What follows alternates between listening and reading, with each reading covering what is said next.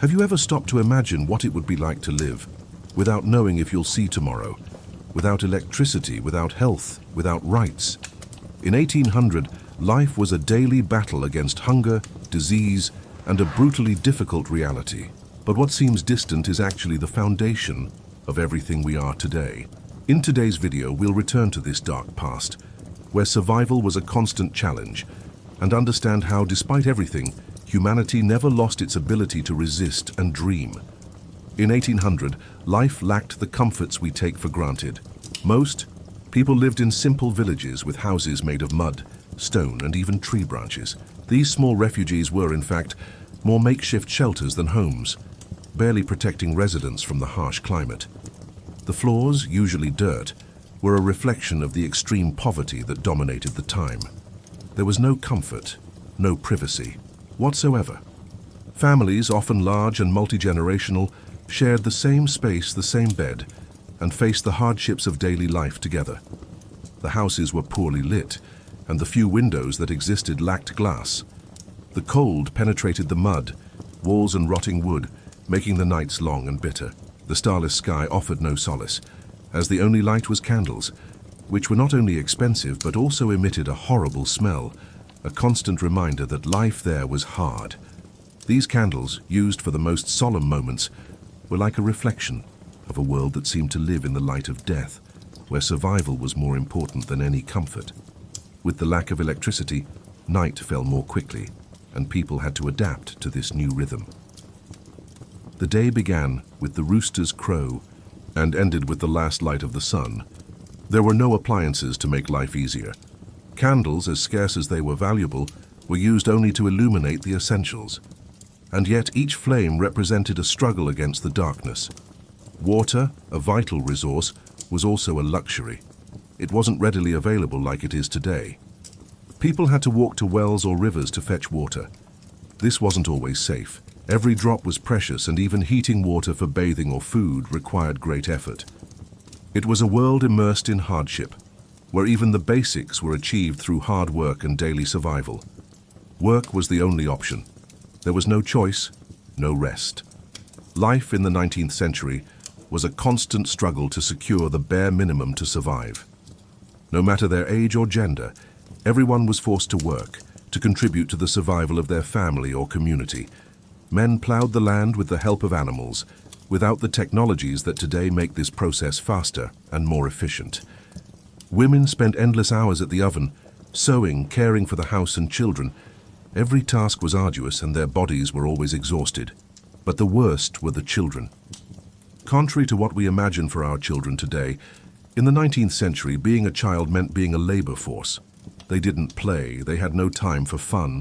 Instead, they spent their days husking corn, tending chickens, cleaning chimneys, and, in the most extreme cases, being sent to the mines where their small stature was an advantage for digging in tight spaces. These children had no defense, no rights, and were often treated with a cruelty unthinkable by today's standards.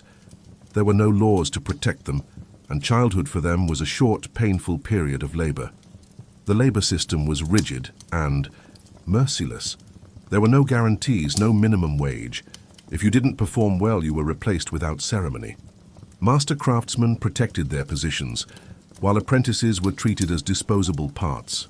There were no labor rights, and often what was left for workers were exhausting days in unsanitary conditions, without any kind of assistance. Life was a daily war, where the only concern was producing as much as possible to ensure survival. This relentless cycle of work and exhaustion formed the backbone of 19th century society. Rest was rare and often a luxury few could afford. Physical and mental exertion was constant, and the idea of free time was practically non-existent. Simply surviving was an achievement, and everyone's life was marked by the pressure to continue working to ensure a future. In the 19th century, freedom was a privilege for the few.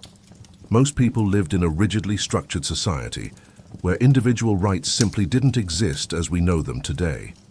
For women, the reality was even crueler. They were not seen as beings, with a voice or free will. Legally, they were considered property of their husbands, with no decision-making power over their own lives. The concept of female consent was non-existent, and women were forced to live under the rules of a patriarchal and oppressive society. The dot was one of the few rights they were entitled to, but it didn't represent freedom. Rather, it was a burden, a social requirement for a woman to be married, and often if the dot was not paid, it could result in years of litigation and legal disputes. Men were also far from enjoying true freedom. Although they had more rights, their existence was equally tied to rigid social and economic norms. Most of the population lived in a condition of dependence on the land or the nobility, and social mobility was practically impossible. If you were born poor, you would likely die poor. There was no right to education for most, and if you were a worker, your life was limited to the duties of the field, the factory, or the workshop. The dream of a better life, of a more prosperous future, was often just an illusion. Education, when available, was a very expensive privilege. Few had access to knowledge, and the majority of the population was illiterate.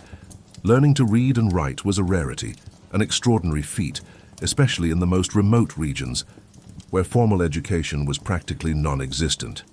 In the few places where schools existed, they were rudimentary, and instruction was limited to the basics, often imparted by priests or local teachers, who for the most part used religion as a tool of social control. The Bible was one of the few books many families owned, and a home with one was considered cultured. Other books, like Don Quixote, were as expensive as an iPhone today and were read only by the richest or most privileged. The right to education, culture, and even dignity was restricted to an elite, while the majority of the population lived with the bare minimum. The idea of equal rights or a life free from oppression was merely a distant dream, unattainable for those living in the harsh reality of the 19th century.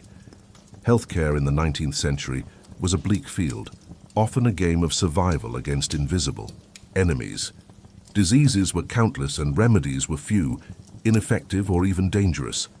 Medicine, still in its infancy, lacked the scientific advances we take for granted today. There were no vaccines, antibiotics, or effective treatments for the most common infections. The population was at the mercy of diseases like yellow fever, cholera, and smallpox, which mercilessly decimated entire families. In hospitals, the situation was not much better. Doctors lacked basic hygiene, and surgeons often performed operations with dirty hands and unsterilized instruments. Bloodletting, where blood was drawn from patients, was common, believed to help balance the body's humors. Anesthesia was still unknown, and surgeries were performed with the patient awake, without any form of pain relief. Imagine the desperation of someone undergoing surgery under these conditions, knowing that the chance of survival was slim, suffering was constant, and 3 out of every 10 children died before their 5th birthday. This was considered normal for the time. The early death of children didn't generate the shock or compassion we would feel today, because the population was so accustomed to premature death that it became part of the cycle of life. Families immersed in the struggle for survival couldn't afford to grieve as we do today. Losing a child was expected, not uncommon. Doctors, when they existed, were often more blind than experts. Their knowledge was limited to herbal recipes, experimental treatments, and healing practices that, more often than not, did more harm than good. The few medicines that existed were expensive and scarce, and pharmacies were best known for their home remedies and elixirs, which promised miracles but rarely delivered. The reality of healthcare in the 19th century was a constant battle where luck and the resilience of the human body were the greatest weapons against death. For many, illness was a death sentence, and the hope of a cure a distant mirage. Even amidst so much pain and hardship, there was something that held people together and gave respite to their souls. Traditions, religion, and above all, the human capacity to find joy even in the darkest circumstances. Feasts, dances, and celebrations were essential relief amidst so much suffering. Fairs, pilgrimages, and open-air dances were moments of communion, where for a brief moment, people could set aside their worries and surrender to the pleasure of a good dance or the joy of music played by marimbas and paladores. Carousels, popular theater, and even street performances were forms of escapism, where the body and mind could, for a few hours, distract themselves from the hardships of everyday life. But joy didn't come solely from fun. Religion, ubiquitous, played a central role in everyone's lives. Churches were not only places of worship, but also places of community gathering, where people gathered to pray, seek comfort, and often explain the inexplicable. Faith was at the center of many families' lives, serving as a foundation of hope in times of suffering. Prayers and rituals not only offered solace, but also a way for people to connect with something greater than themselves, something that gave meaning to life in a world of constant adversity. Fear was also present, but it mingled with faith and superstition. Eclipses, comets, and mysterious illnesses were phenomena no one could explain. Science was in its infancy, and superstition, still very strong, filled the gaps in knowledge. In many homes, it was common to have both a breviary and an amulet. A prayer could be said to ward off evil, but at the same time, the amulet could protect against imminent tragedy. This blend of faith, superstition, and nascent science was a constant in the popular imagination. Despite the brutality of daily life, these moments of levity were vital. The ability to celebrate life, even when it seemed so short and fragile, was a silent resistance, a way of facing the immensity of difficulties.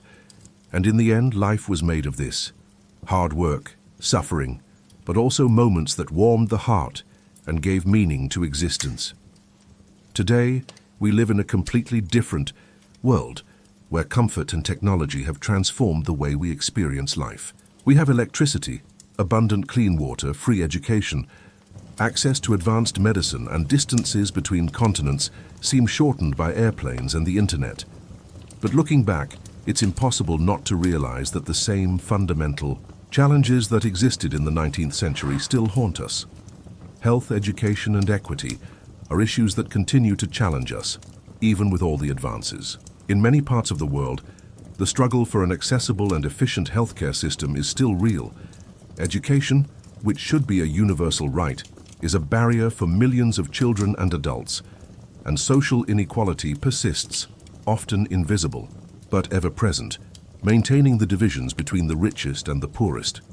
In the 19th century, life was marked by survival, by the constant struggle to secure the basics.